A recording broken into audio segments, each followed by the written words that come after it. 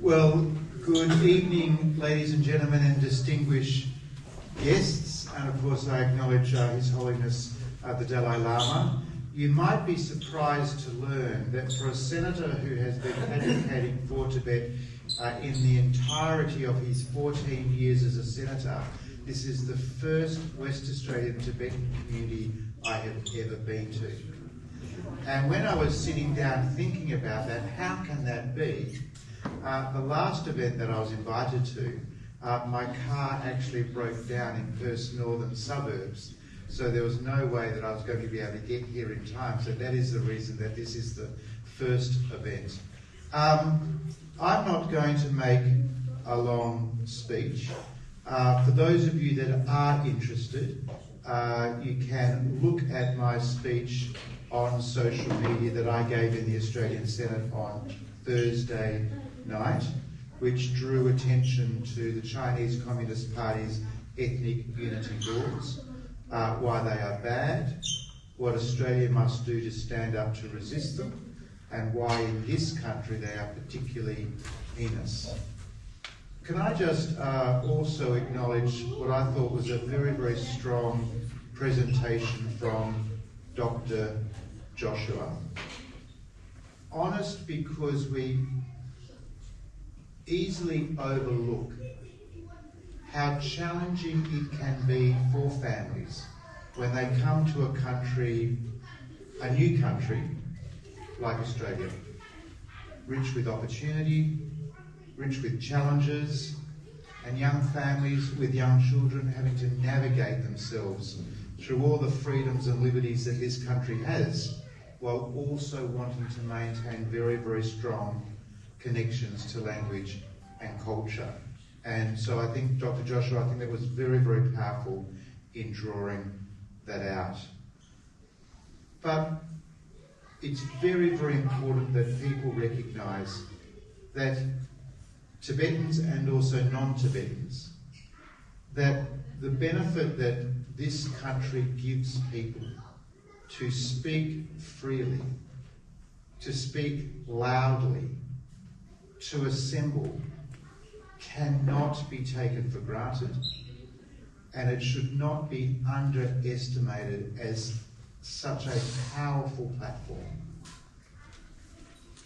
Because, as Leon reminded us, when we look around the world, we have to accept that the rise of tyranny, the growth of authoritarianism is real. So it's beholden on us to use all of those freedoms and platforms and opportunities that this country gives people. But what Leon reminded us about also was that the course of authoritarianism and the fundamental weakness in the Chinese Communist Party in particular is the ideology on which it is built. The Chinese Communist Party's ideology is not one of life. It is not one of liberty. It cannot sustain itself without the use of force and oppression. Because the human essence is one of liberty, to speak freely, to worship freely, to assemble freely. That cannot be extinguished. People will try to extinguish it. And there might be points in history when we think it is close to being extinguished, but it is not extinguishable. And so Mona, when I walked in here tonight, I did not expect to see so many friends. But Mona reminded us that the challenge of the Tibetans, the challenges of the Uyghurs, the challenge of Iranians, these are common challenges. So in assembling here tonight, it's very, very important that people remain hopeful that this trajectory can be reversed. And I'm someone who believes that how parliamentarians spend their time is the most important indicator of their values. So in coming here tonight on a Saturday evening, being with you is a demonstration that this is important to me. My contributions in the Parliament, and without going into too much detail, Karma and I know we worked very diligently to reverse a very, very sensitive and difficult issue, but against the odds, it was fixed. And so that's a really powerful reminder to people that in Australia the Tibetan cause is known, it is understood. And to be fair to the Australian government, of which I'm not a member, I'm an opposition member, but to be fair to the Australian government, they have used the United Nations Human Rights Council to actively speak up on Tibetan issues. And that is very, very important. The Dalai Lama says, hope for the best, prepare for the worst. I like to say persistence and patience. Persistence and patience. We must constantly use whatever opportunity we have to remind people of the struggle of the Tibetan people.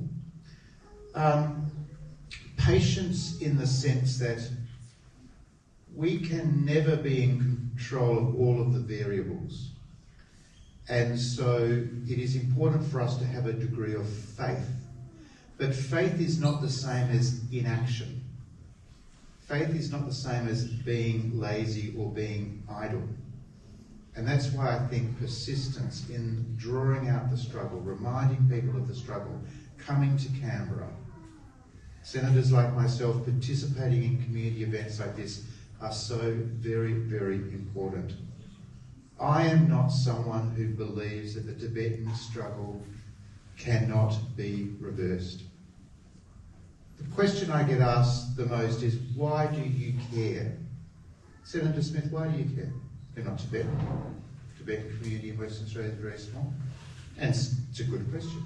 Why do I care?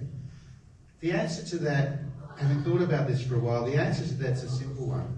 Sometimes when issues are drawn to our attention and you want to be a person in public life and you want to be in Parliament, you actually don't have the luxury of picking and choosing issues. I don't believe.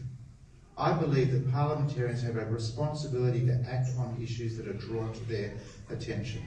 And when we're reminded of the struggle of Tibetan peoples, I just cannot understand why and how a parliamentarian can choose to turn their back on that issue.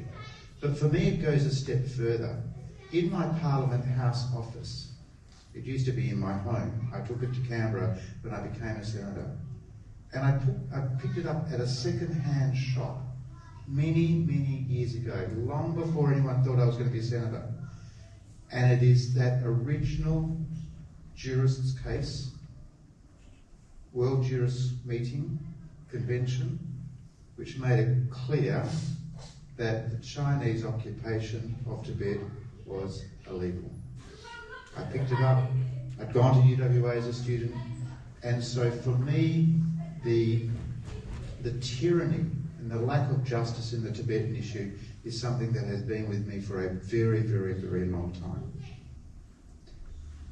So, ladies and gentlemen, I'm hoping that I'll be invited again. I did go to Dharamsala. It was a fascinating trip. Did have the opportunity to meet His Holiness, which was a great privilege. But for me, the work that I do on Tibet is done primarily in two places. It's done here in Western Australia, and it's done in the National Parliament with people like Karma and others. Because when parliamentarians speak up, people take notice. And in our democracy, you do not need a majority of parliamentarians to speak up, to have voices on issues heard. You only need to have a few. So I'm delighted to be working in the National Parliament with people like Susan Templeman, who's a Labor member of the House of Representatives from New South Wales, Senator Barbara Pocock, who's an Australian Green Senator from South Australia. There's a strong sense of unity and common purpose, and should I say tripartisanship on Tibetan issues in the National Parliament. So in being with you here tonight, I could give you a long speech. Many of the things have already been discussed and canvassed by people. If you're interested to know how I speak in the Parliament, you can see it on social media. But by being here tonight, I just want you to know that your efforts are not in vain. Your efforts are not in vain. And I might just leave you with this final observation. as we've been listening to people's contributions tonight, there's been a hum, there's been a chatter.